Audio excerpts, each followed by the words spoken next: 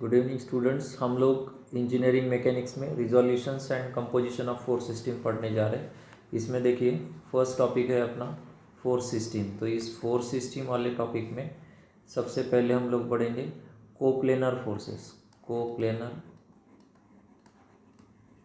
Forces तो जो forces एक ही प्लेन में होते हैं उन सभी फोर्सेस को हम लोग कोप्लेनर फोर्सेस बोलेंगे। ठीक है, जैसे एक ही प्लेन है, इस एक प्लेन में जो फोर्सेस हैं इनको हम लोग बोलेंगे कोप्लेनर फोर्सेस। ठीक है, उसके बाद में बी है, अगर हमारे पास में सभी फोर्सेस एक प्लेन में नहीं है तो उसको नॉन कोप्लेनर बोलेंगे। Non coplanar forces, non coplanar forces. जैसे मान लीजिए कि एक एक जो प्लेन है हमारे पास में वो ये है। ठीक है, एक प्लेन ऐसा है हमारे पास और दूसरा प्लेन ऐसा है। या इसको टच भी निकाल सकते हैं हम लोग। ठीक है,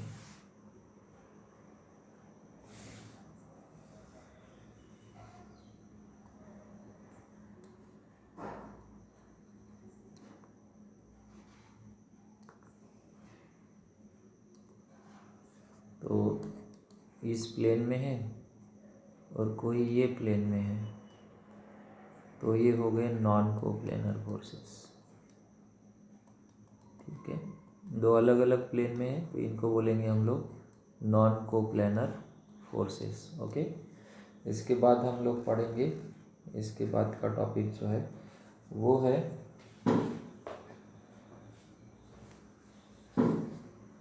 collinear force system. Number C, collinear forces. Collinear forces में जो फोर्सेस एक के बाद एक आते हैं एक ही लाइन में, उन फोर्सेस को कोलिनियर फोर्सेस कहेंगे। ठीक है, F1, F2, F3, F4, इन सभी फोर्सेस को हम लोग बोलेंगे कोलिनियर फोर्सेस। इसका डायरेक्शन आगे पीछे हो सकता है। ठीक है, F5, लेकिन एक ही लाइन में है तो इनको हम लोग बोलेंगे कोलिनियर फोर्सेस। उसके बाद में है कॉन्करेंट फोर्स सिस्टम। कॉन्करेंट, ठीक है,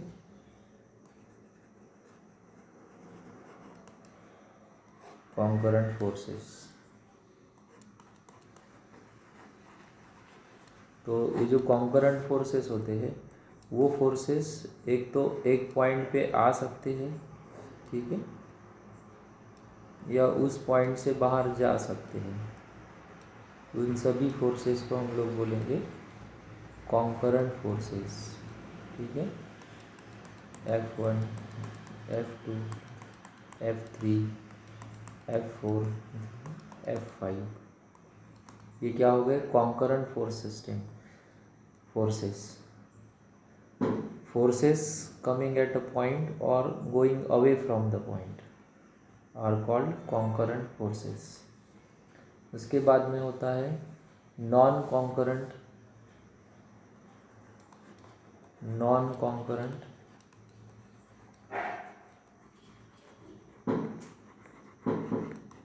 फोर्सेस।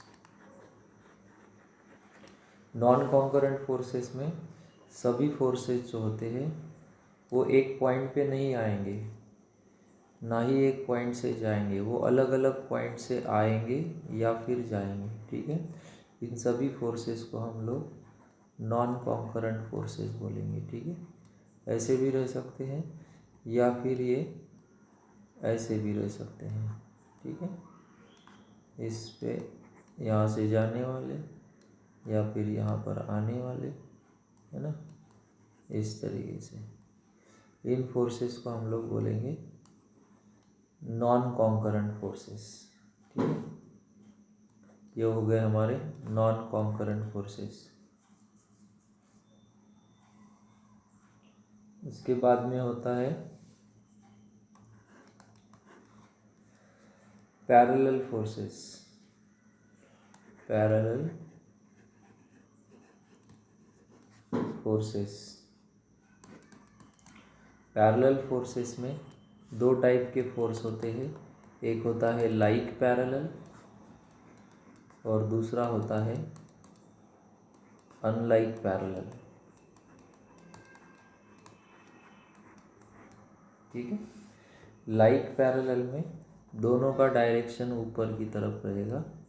ठीक है, अनलाइक पैरेलल में ऊपर नीचे रह सकता है, या फिर लाइक पैरेलल में दोनों बाजू में हो सकते हैं, या फिर ऐसे हो सकते हैं, इसमें एक ऊपर रहेगा तो एक नीचे रहेगा, एक आजू रहेगा, एक बाजू रहेगा।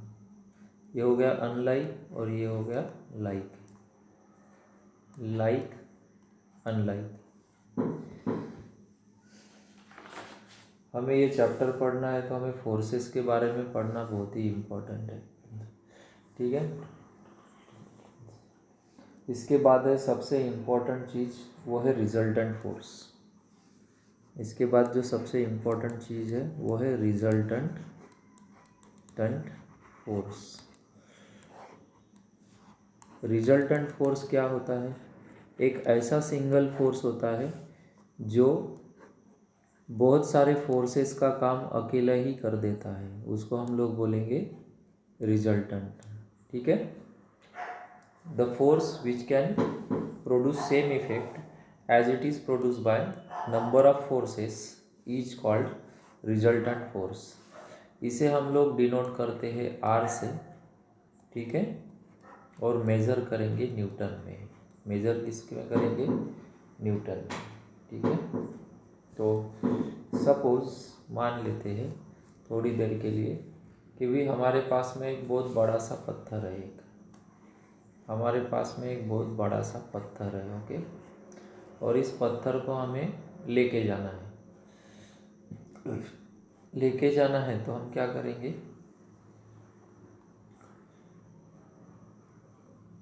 हम उसको रस्सी से बांधेंगे। ठीक है, ये एक रस्सी हो गई हमारी। ठीक है, और ऐसा करके ये हो गई हमारी दूसरी रस्सी।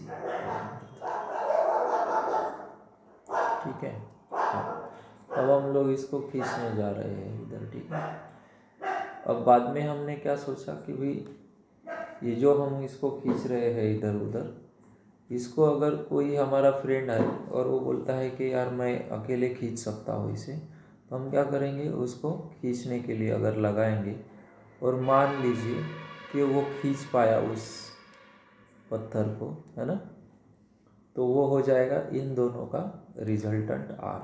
समझ में आया? तो क्या हो जाएगा? इन दोनों का रिजल्टेंट आर, और इसके साथ जो एंगल बनेगा वो हो जाएगा थीटा। ठीक है, इस तरीके से ये हो जाएगा हमारा रिजल्टेंट। और इस रिजल्टेंट के एग्जैक्ट अपोजिट जो फोर्स एक्ट होगा, है ना, हर फोर्स का इक्वल एंड अपोजिट रिएक्शन होता है, तो इसका भी अपोजिट फोर्स जो एक्ट होगा, इसे हम लोग इक्विलिब्रंट बोलेंगे। क्या बोलेंगे? इक्विलिब्रंट, इक्विलिब्रंट बोलेंगे इसे। ये भी हमें एग्ज़ाम में कैलकुलेट करने के लिए पूछ सकते हैं। ठीक है, तो ये आप लोगों को याद रखना है। इस फोर्स को हम लोग F1 बोल सकते हैं, इस फोर्स को हम F2 बोल सकते हैं। ठीक है, और ये हो गया दोनों के बीच का एंगल थीटा। जैसा यहाँ पे थीटा है तो इधर भी थीटा हम यहाँ लिख सकते हैं। ठीक है,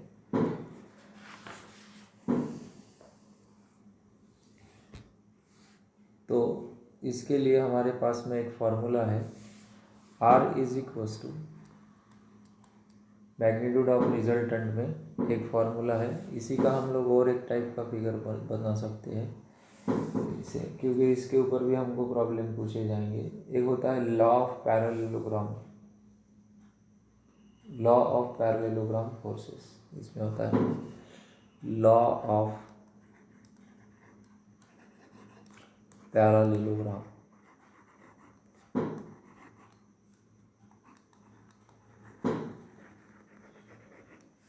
तो लॉ ऑफ पैरेललोग्राम में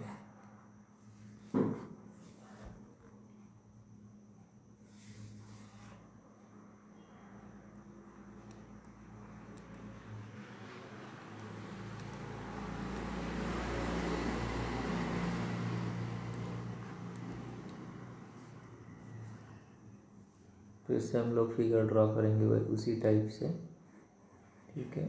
मान लो ये लॉ ऑफ पैरेललोग्राम की फिगर अपनी, एक कंपोनेंट ये हो गया और एक कंपोनेंट ये हो गया। इसे हम हमेशा P लेंगे और इसे हम Q ले लेंगे।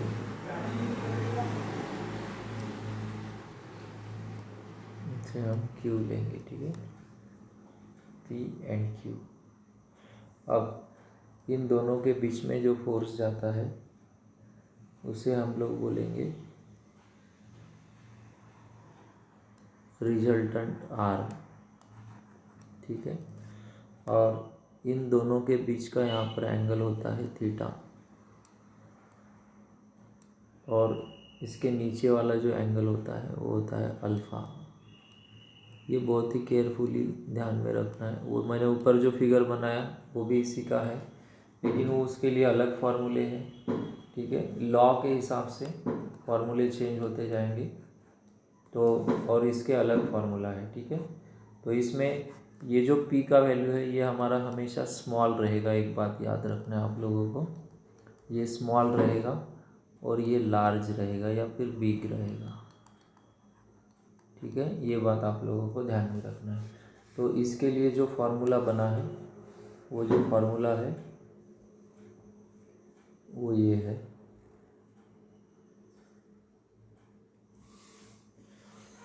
वो फार्मूला है हमारा R equals to under root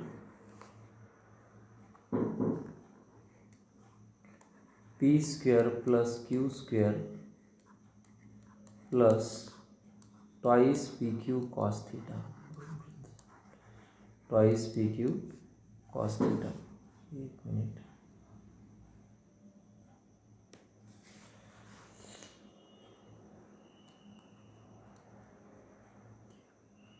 cos theta, ये फार्मूला हमको इसमें यूज़ करना है, ठीक है। और इसका अल्फ़ा निकालने का जो फार्मूला है वो है alpha equals to alpha equals to है tan इनवर्स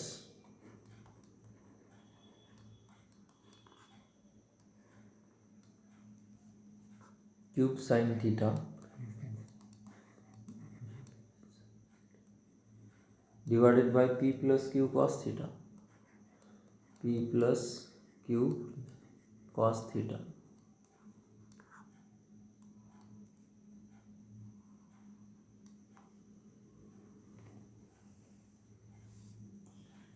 ठीक है। तो ये हमारे पास में दो फार्मूले हैं। ये अल्फ़ा जो है ये हो गया angle between resultant and force, ठीक है। और alpha is the direction of resultant, since alpha is the direction of resultant, ठीक है। ये हमारा डायरेक्शन ऑफ रिजल्टेंट हो गया, ठीक है। तो अभी देखो इसमें सबसे पहले फार्मूला है हमारा, ये फार्मूला हो गया, ठीक है। तो ये सब चीज़ें आप लोगों को ध्यान में रखनी पड़ेगी, ठीक है।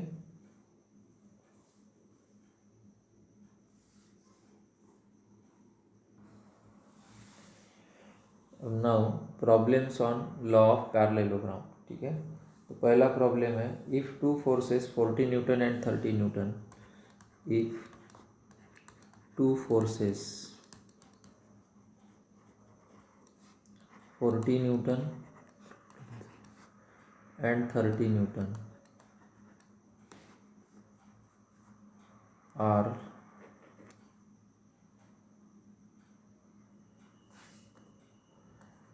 acting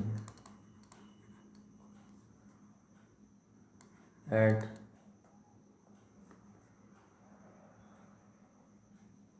and away from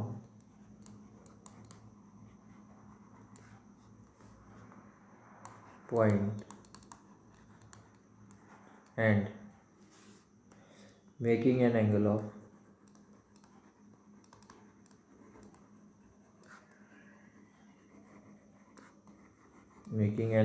30 degree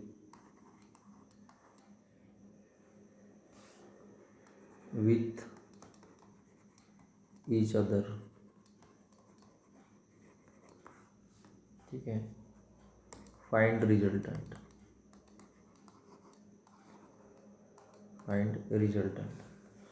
तो अब हम क्या करेंगे, सबसे पहले सॉल्यूशन में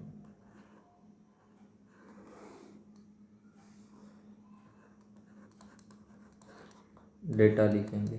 डेटा में मैंने बताया था, अभी पैरेललोग्राम थ्योरम पढ़े थे हम, तो मैंने कहा था पी का वैल्यू स्मॉल लिखना है, क्यू का वैल्यू लार्ज लिखना है यानी बिग लिखना है, और एंगल बिटवीन देम होता है दोनों के बीच का एंगल थीटा।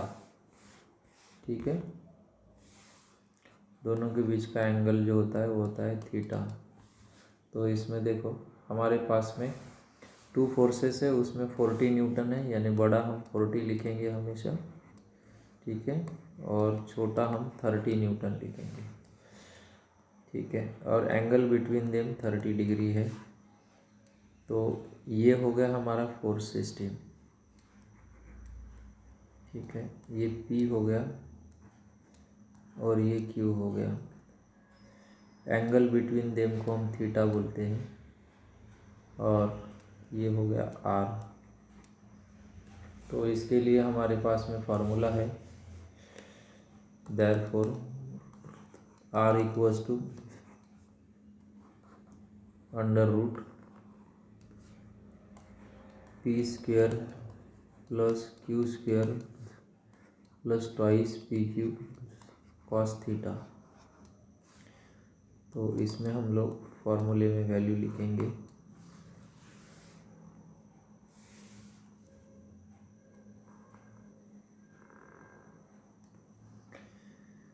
P मतलब होता है 30 square plus 40 square plus twice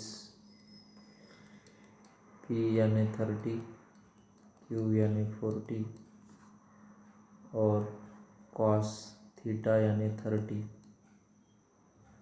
इसको आप लोग जब कैलसी में लिखोगे कैलकुलेटर में, तो R इक्वल्स टू आप लोगों को मिलेगा 67.77 न्यूटन। तो ये 4 मार्क का प्रॉब्लम है स्टूडेंट्स, और ये एग्ज़ाम में आया हुआ है। ठीक है, तो देखो बहुत ही आसान है। अगर हमको सिर्फ रिजल्टेंट पूछा है, देखो क्वेश्चन में सिर्फ फाइंड R बोला है, तो हम यही तक सॉल्व करेंगे। और अगर हम लोग को R के साथ साथ उसका एंगल भी पूछा है, ठीक है, या फिर डायरेक्शन पूछा है अगर हमको प्रॉब्लम में, तो फिर हम लोग उसके बाद में क्या करेंगे, उसमें थीटा भी फाइंड, अल्फ़ा भी फाइंड करेंगे, क्योंकि डायरेक्शन ऑफ एंगल क्या होता है, अल्फ़ा होता है। ठीक है, इस तरीके से।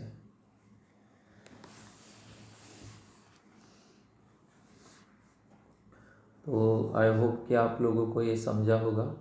ठीक है, अभी हम लोग नेक्स्ट प्रॉब्लम देखते हैं।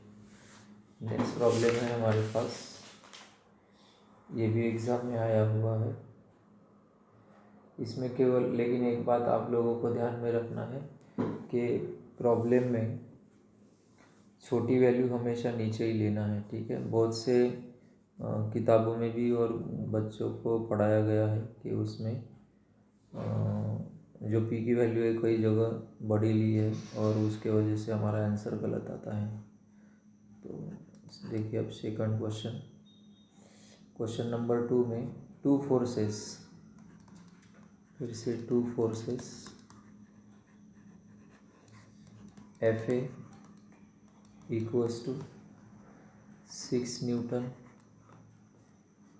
हॉरिजॉन्टल। क्वेश्चन में हॉरिजॉन्टल लिखा है, कभी आपको ऐसा भी लिखा रह सकता है, and FB equals to 8 newton. इसमें लिखा है inclined,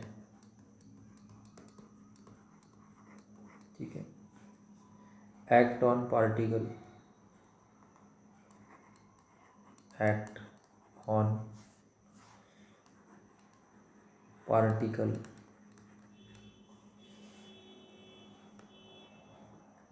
and their line of action,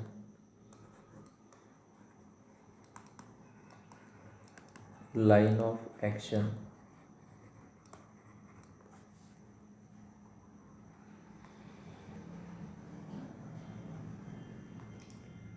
are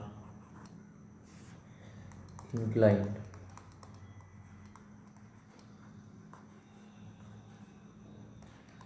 to each other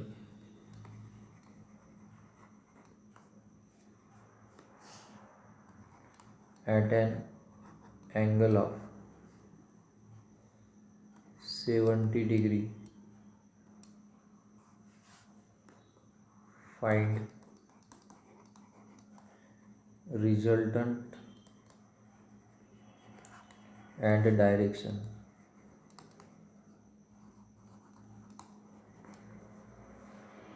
तो देखो, इसमें हम लोगों को अब एफ ए और एफ बी करके दिया है।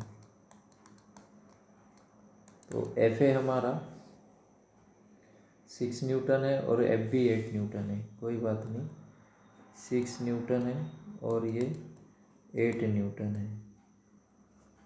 और एंगल बिटवीन देम, दोनों के बीच का एंगल हमको 70 डिग्री दिया है। फिर से हम लोग इसका एक फिगर ड्रॉ करेंगे, हॉरिजॉन्टल और इंक्लाइंड करके हमको बता चुके हैं ऑलरेडी। तो ये हो गया हमारा एफ ए, ठीक है, और ये हो गया एफ बी। ये एंगल हमारा 70 डिग्री है। ये हो गया आर, और ये हो गया डायरेक्शन ऑफ रिजल्टेंट अल्फा जो हमें फाइंड करना है। तो हमें क्या फाइंड करना है, आर फाइंड करना है और अल्फा फाइंड करना है, ठीक है। तो सबसे पहले हमारे पास में फार्मूला है, therefore R equals to under root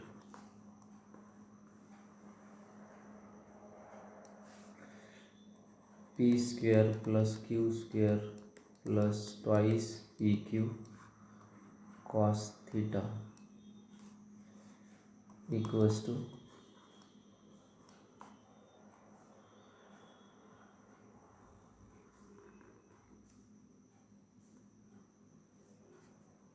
under root में लिखेंगे 6 square plus 8 square plus twice 6 into 8 cos 70। फिर आप लोग ये कैल्शियम में पुट करोगे, तो कैल्शियम में पुट करने के बाद आप लोगों को आंसर मिलेगा are equals to 11.5 Newton.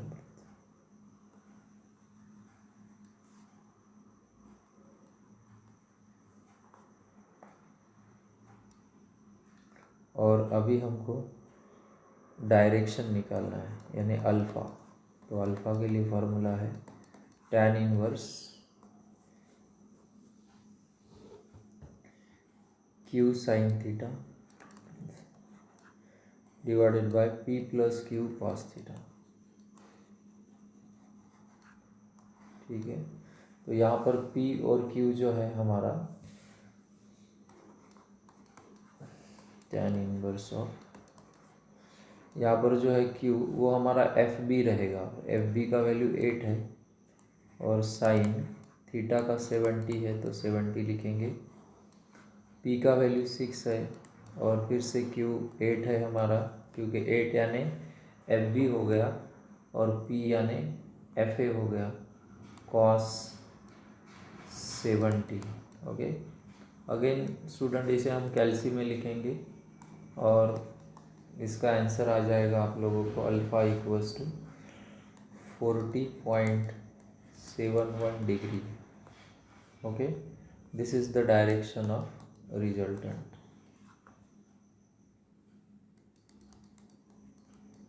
Direction of resultant.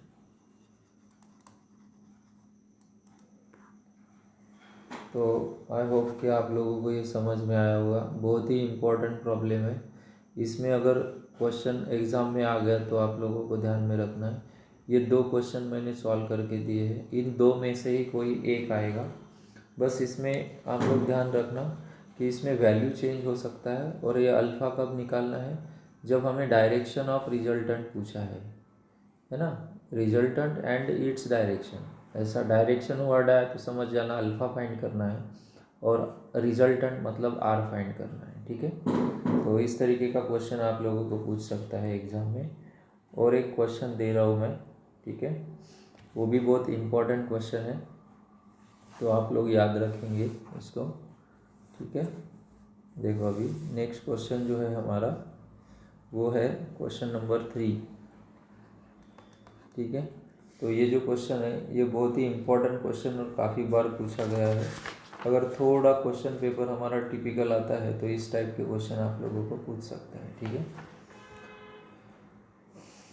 Find the angle between two equal forces, two equal forces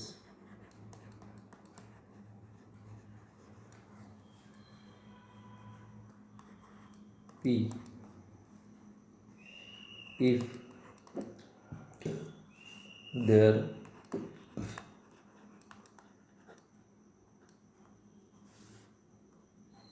resultant is equal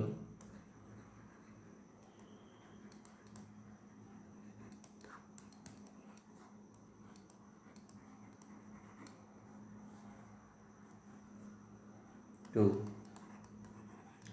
P/2। ठीक है, तो सॉल्यूशन में देखो,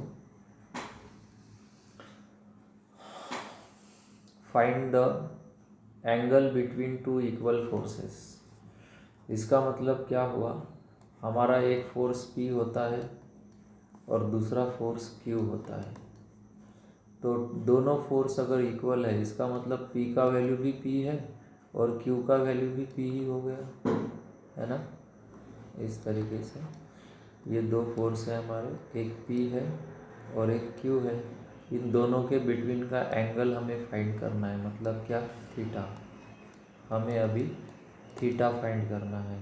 ठीक है, और हमको रिजल्टेंट जो होता है R वो दिया है, resultant is equals to P/2।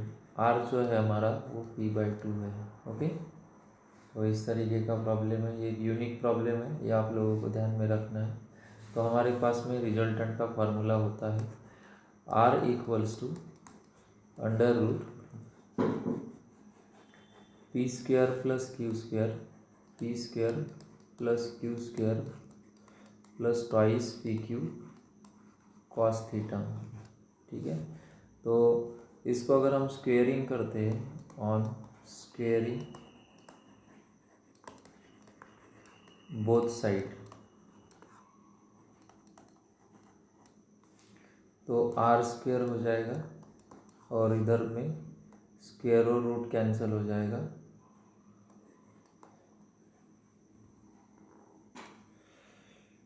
P square plus Q square plus twice PQ cos theta. ठीक है, इसको भी स्क्वेयरिंग करेंगे हम लोग, है ना, इस तरीके से। तो ये हमारा स्क्वेयर और रूट कैंसिल हो जाएगा, तो इधर बचेगा P स्क्वेयर R स्क्वेयर। अब जो R का वैल्यू है वो हमारा, R का वैल्यू जो है वो P/2 है, तो यहाँ पे मैं P/2 लिखूँगा, और इसका स्क्वेयर है तो स्क्वेयर लिखूँगा, इक्वल्स टू P का वैल्यू P ही है। देखो क्वेश्चन में P का वैल्यू P और Q का वैल्यू भी P ही है, तो मैं यहाँ पे P का वैल्यू P ही लिखूँगा, तो P का स्क्वायर है तो स्क्वायर, Q का वैल्यू भी P है तो P स्क्वायर लिखूँगा, और इंटू +2 इंटू P का वैल्यू P, Q का भी P ही है, और इंटू कॉस थीटा। ठीक है, इस तरीके से cos थीटा। तो अब देखो p का स्क्वायर है तो p का स्क्वायर हो गया, और 2 का भी स्क्वायर है तो 2 का स्क्वायर 4 हो गया, इक्वल्स टू p का स्क्वायर प्लस p का स्क्वायर, 2 टाइम्स p का स्क्वायर हो गया, ये एक p का स्क्वायर, ये दूसरा p का स्क्वायर, तो p 2 प्लस p स्क्वायर हो गया, 1 प्लस 1 2 p स्क्वायर हो गया, और ये 2 एज इट इज़ है, और ये p इंटू p स्क्वायर होगा, p स्क्वायर होगा cos थीटा। समझे? अब इस तरीके से यहाँ पर अब हम लोग इसमें से हम लोग 2p कॉमन निकाल सकते हैं। ठीक है, अगर 2p स्क्वायर कॉमन निकालते हैं तो ब्रैकेट में 1 प्लस कॉस थीटा बचता है, और ये हो गया p स्क्वायर बाय 4। ठीक है, अब ये 2p स्क्वायर अगर इधर आता है तो ये बचेगा p square divided by 4 into 2p square equals to 1 plus cos theta. अब एक p स्क्वायर कैंसिल हो गया इसको इसके साथ, और कुछ नहीं यानी 1 आया, तो 1 डिवाइडेड बाय 8, ये 1 इधर आएगा तो -1 हो जाएगा, इक्वल्स टू कॉस थीटा हो जाएगा। तो ये 8 1 जा 8, और ये -1 यानी इधर -7/8, और ये कॉस इधर आता है तो ये बनेगा cos inverse equals to theta. तो थीटा इक्वल्स टू हम लोगों को 120 डिग्री मिलेगा। ठीक है, थीटा इक्वल्स टू, आप लोग इसको कैल्शियम में करके देखना तो ये मिल जाएगा 151 डिग्री, सॉरी 151.04 डिग्री। ये हो गया हमारा एंगल बिटवीन 2 इंक्लाइंड फोर्सेस। ठीक है, तो इस तरीके से आप लोगों को ध्यान में रखना है, ये क्वेश्चन जो है बहुत ही इम्पोर्टेंट है।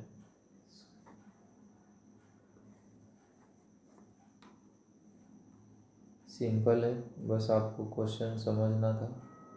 Find the angle between 2 equal forces बोला, इसलिए P को भी P लिया, Q को भी P लिया, और theta and angle between 2 forces निकालना है तो थीटा क्वेश्चन मार्क हो गया, और रिजल्टेंट हमको P/2 दिया है तो रिजल्टेंट P/2 लिखेंगे, और बस अपना जो लॉ ऑफ पैरेललोग्राम है उसमें पुट करते जाएंगे।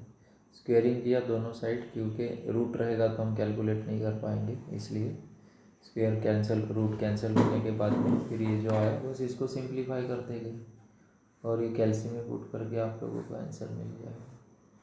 ठीक है, तो इस तरीके से आप लोगों को ये करना था।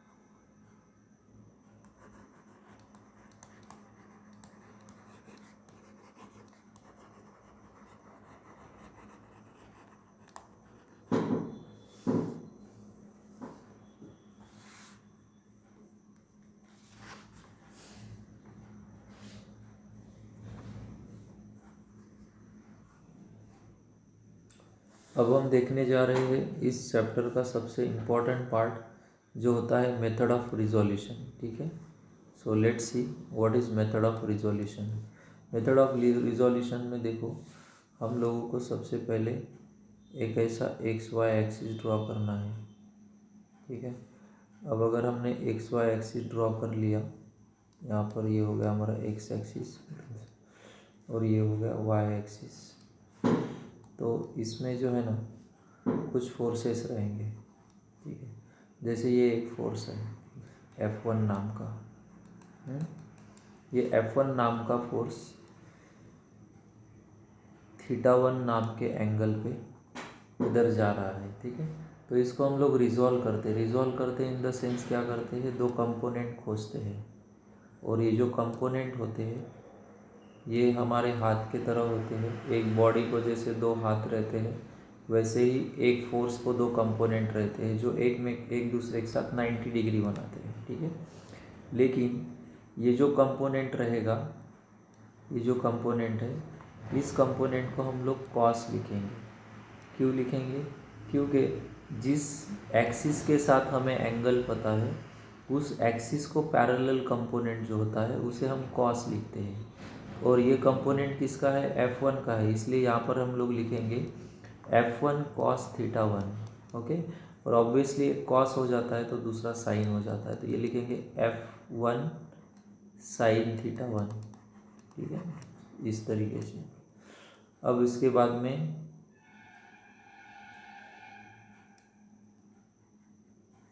हम इसे लिखेंगे, यह है हमारा F2।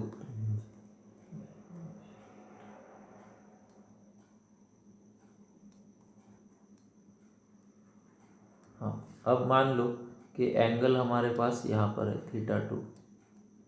ठीक है, अब हमारे पास जो एंगल है θ2 वो y के साथ है ना, y एक्सिस के साथ है।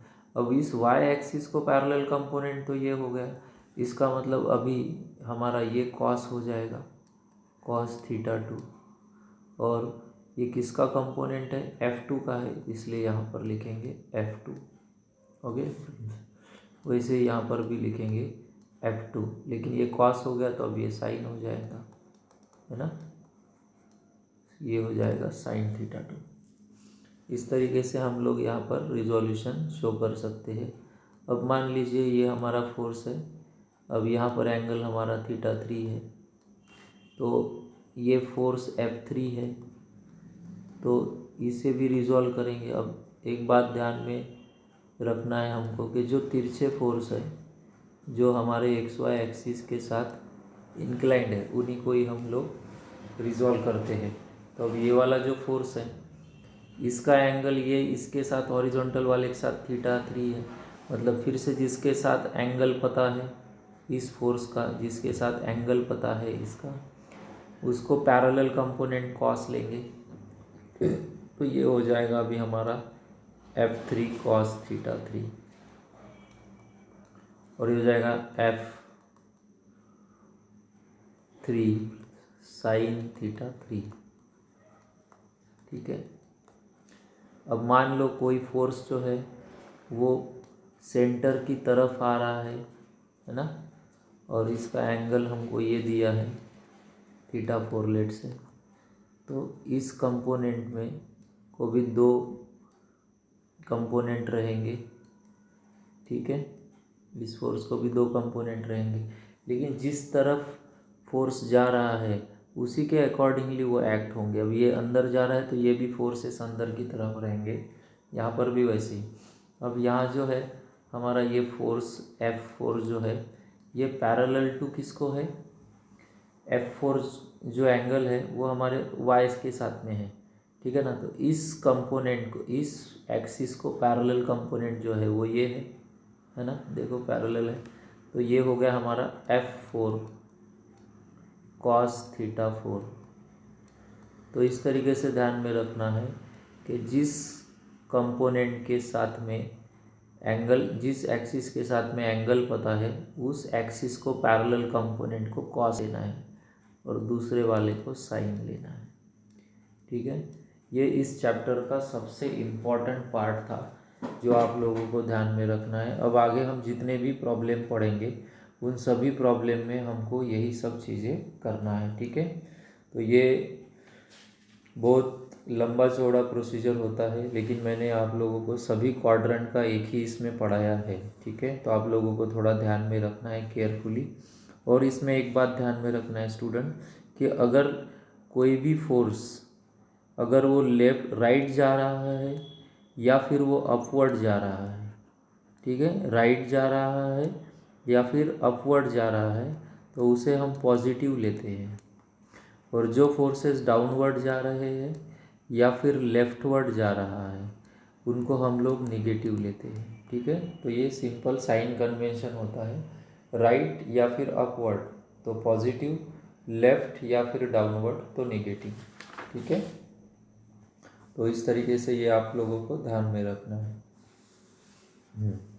अब इसके हिसाब से इसमें जो होते हैं 3 कंडीशन होती है। एक होता है समेशन ऑफ एफ एक्स, मतलब फोर्सेस अलॉन्ग एक्स डायरेक्शन। दूसरा होता है फोर्सेस अलॉन्ग वाई डायरेक्शन, ठीक है। तो समेशन मतलब वाई डायरेक्शन में आने वाले जितने भी फोर्स हैं उन सबको ऐड करेंगे, और एक्स डायरेक्शन में जितने भी आने वाले फोर्सेस हैं उनको ऐड करेंगे। तो इनमें लेफ़्ट जा रहा है तो माइनस, राइट जा रहा है तो प्लस, ठीक है। ये आप लोगों को ध्यान में रखना है। और समेशन ऑफ वाई में ऊपर जा रहा है तो प्लस और नीचे जा रहा है तो माइनस, ठीक है। इस तरीके से होता है। और इसका रिजल्टेंट फाइंड करने का फार्मूला होता है r equals to under root. इस केस में रिजल्टेंट फाइंड करने का फार्मूला होता है r equals to under root summation of F X square plus summation of F Y square, ठीक है, इस तरीके से। और थीटा इक्वल्स टू होता है tan inverse of summation of F Y forces along Y direction divided by forces along X direction. ये हो गया हमारा डायरेक्शन ऑफ रिजल्टेंट।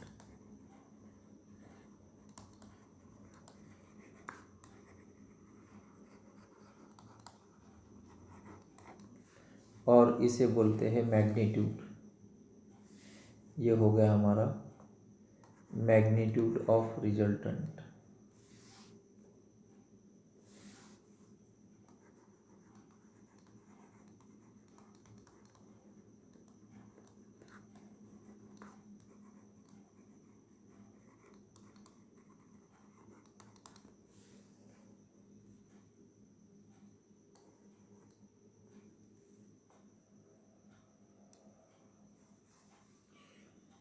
अब हम लोग आगे में इसके ऊपर जो प्रॉब्लम करेंगे तो वो कम से कम 8 मार्क के प्रॉब्लम आप लोगों को एग्ज़ाम में आने वाले हैं। अभी हम लोग जो प्रॉब्लम पढ़ रहे हैं वो problems on coplanar force system है by the resolution method. First problem है, ये 2-3 बार पूछा हुआ है स्टूडेंट एग्ज़ाम में। क्वेश्चन है resolve a force of 20 newton. Resolve a force of 20 newton into 2 components in 2 components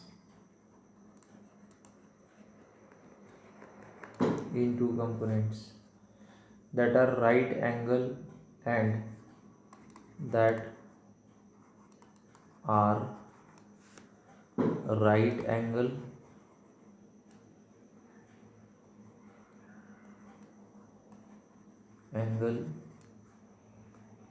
and in the ratio 3:4 and in ratio 3:4, ठीक है। इस तरीके का है। 4 मार्क के लिए प्रॉब्लम पूछा है, बहुत ही छोटा सा प्रॉब्लम है, 4 मार्क के लिए पूछा है। तो देखो ये है हमारा राइट एंगल, ठीक है, 3:4 है, मतलब ये 3 हुआ और ये 4 हुआ। अगर ये राइट एंगल है और हमको जो फोर्स दिया है वो 20 न्यूटन है, उसे हमें रिजॉल्व करना है, ठीक है। तो ये हमारा 20 न्यूटन का फोर्स हो गया।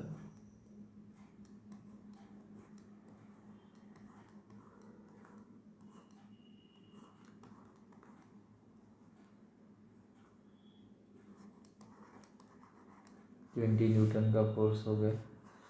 ये वाला एंगल हमारा थीटा है, ठीक है।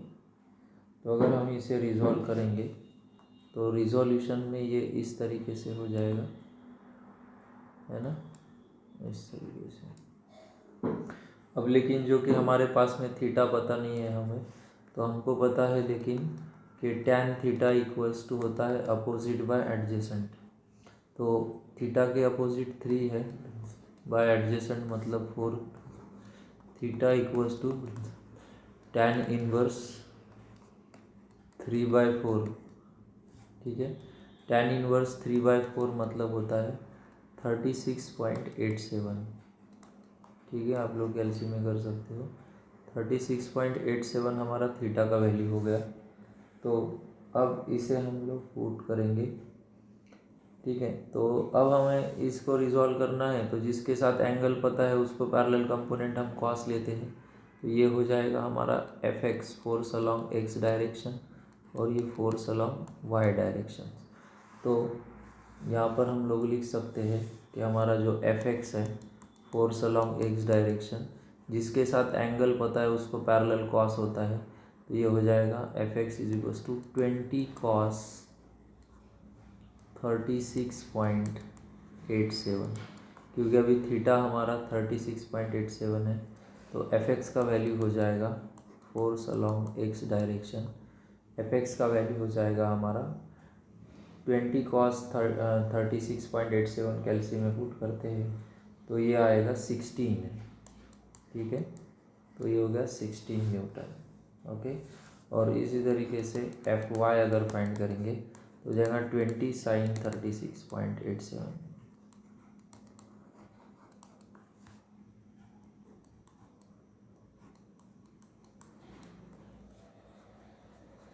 ये हो गया 12 न्यूटन। तो इस तरीके से हम लोग इसको कैलकुलेट कर सकते हैं। बहुत ही छोटा प्रॉब्लम था और 4 मार्क का स्टूडेंट, ठीक है। आप लोग इसे केयरफुली प्रिपेयर करना है, ठीक है। चलो अभी इसके साथ नेक्स्ट प्रॉब्लम देखते हैं, इसमें का सेकंड क्वेश्चन देखते हैं। सेकंड क्वेश्चन जो है वो हमारा ए force of 100 kilo Newton makes an angle of 135 degree. A force of 100 kilo Newton makes an angle of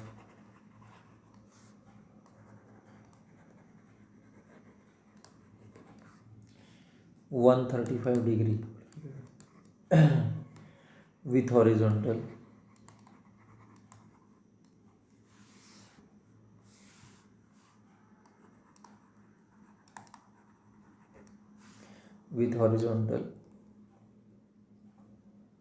find the orthogonal components, find orthogonal component।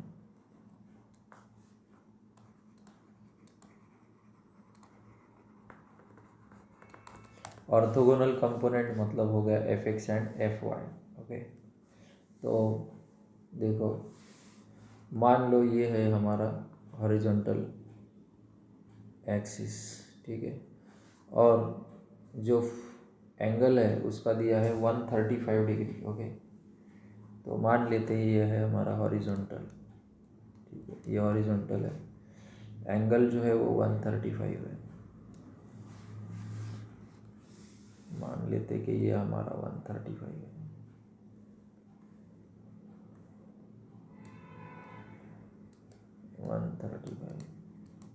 Degree, ठीक है। 100 किलो न्यूटन का force है। अगर मैं यहाँ से एक परपेंडिकुलर डालता हुआ ऐसा ऐसा,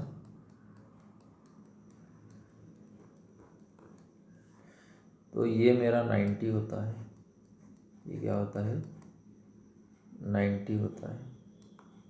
तो अगर मैं 135 माइनस 90 करता हूँ, है ना, 135 माइनस अगर 90 करता हूँ तो मुझे कितना मिलेगा 45 डिग्री मिलेगा। इसका मतलब ये जो है अब 45 डिग्री हो गया मेरा, ठीक है। तो अब इसको अगर मैं रिजॉल्व करता हूँ दो कंपोनेंट में तो ये ऐसा हो जाएगा। तो इसका हो जाएगा 100 कॉस साइन हो जाएगा, क्योंकि देखो जिसके साथ एंगल पता है उसको पैरेलल कंपोनेंट कॉस रहेगा, तो ये साइन हो जाएगा 100 कॉस 45, ठीक है। तो इस तरीके से हमारा जो fx है, fx जो है हमारा वो क्या बनेगा 100 साइन 45। इसको अगर हम लोग कैल्सी में रख कर फाइंड करते हैं तो आप लोगों को मिलेगा ये 70.71 किलो न्यूटन, 70.71 किलो न्यूटन मिलेगा, ठीक है। ये हो गया हमारा fx। और जो कि एंगल 45 है तो साइन और कॉस की वैल्यू इक्वल रहती है, तो fy इक्वल्स टू होगा 100 cos 45 70.71 kilo newton force along Y direction, ठीक है। तो ये हो गया हमारा आंसर। अब यहाँ पर हमें एक बात और ध्यान में रखनी है कि लेफ्टवर्ड जाता है तो हम माइनस लिखते हैं, इसलिए यहाँ पे माइनस आएगा। और ये राइट ऊपर जा रहा है अपवर्ड तो ये प्लस है, ये माइनस रहेगा एक्स वाला, और ये हमारा प्लस रहेगा, ठीक है। यहाँ पे ये प्रॉब्लम हमारा ख़त्म होता है।